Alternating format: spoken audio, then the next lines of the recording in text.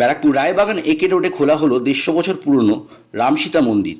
ভারতীয় জনতা পার্টির পক্ষ থেকে ব্যারাকপুর রায়বাগান একে রোডে 150 বছর পুরনো রামসীতা মন্দিরকে আজ খুলে দেওয়া হলো। এলাকাবাসীর অভিযোগ, পূর্ববর্তী সরকারের সময় এই মন্দিরকে কোনোভাবেই খুলতে দেওয়া হয়নি, উল্টে এই মন্দিরকে বিক্রি করবার চক্রান্তে ছিলেন বিভিন্ন প্রমোটাররা। এমনটাই অভিযোগ করছেন এলাকাবাসীরা। ওই জমির মধ্যে যা যা গাছপালা ছিল সব কিছু কেটে বিক্রি করে দিয়েছেন প্রমোটাররা, এমনটাও অভিযোগ। আজকে ভারতীয় জনতা পার্টির পক্ষ থেকে সেই মন্দিরকে খুলে দেওয়া হলো।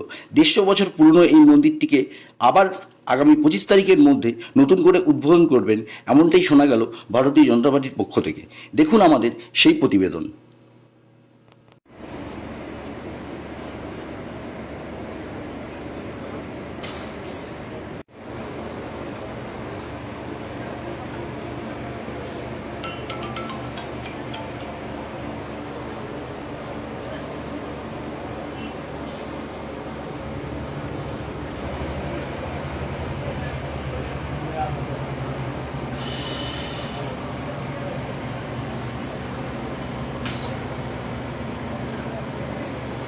দেড়শো বছরের পুরনো মন্দির, বেশি ছাড়া কম হবে না। না না 150 লেখা আছে। হ্যাঁ, এই তো আমরা পুজো দিতে আসতাম।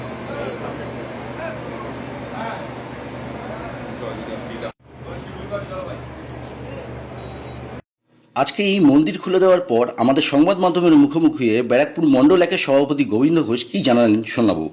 Bureau report, APB news. কি বলবে আজকে এই মন্দির সম্পর্কে? এই মন্দিরটা কমসে কম দেখলে আমরা 150 বছর বলছি, আমার তো মনে হয় 150 বেশি, 200-250 বছরের পুরনো মন্দির।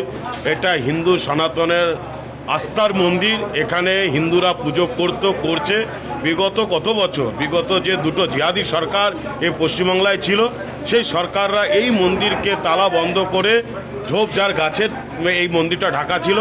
বর্তমানে কিছু জিহাদি শক্তি এরা এখন এই জায়গাটা প্লটিং করার চক্করে এখানকার সমস্ত গাছগুলোকে কেটে পরিষ্কার করার সঙ্গে সঙ্গে এই মন্দিরটা প্রস্ফুটিত হয়েছে এবং এলাকার তখন আমরা খবর পাই এবং আমরা আসার পরে এখানে তালা দিয়ে রেখেছিল গেটে। এখন আমরা তালা সেই খুলে এই মন্দিরে ঢুকেছি যে এই মন্দিরে হিন্দুদের মন্দির, এটা সনাতনের মন্দির। এই মন্দিরকে আমরা সনাতনীরা রক্ষা করব, যেইভাবে হোক আমাদের গায়ে শেষ রক্তবিন্দু দিয়ে হলেও আমরা এই মন্দিরকে রক্ষা করব। মন্দিরের নামটা কি? রাম সীতা মন্দির।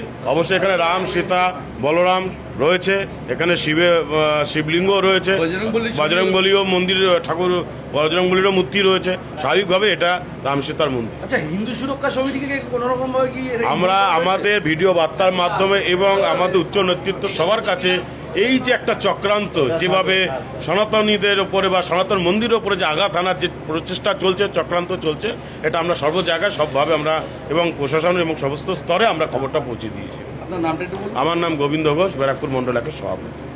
श्री राम की जय।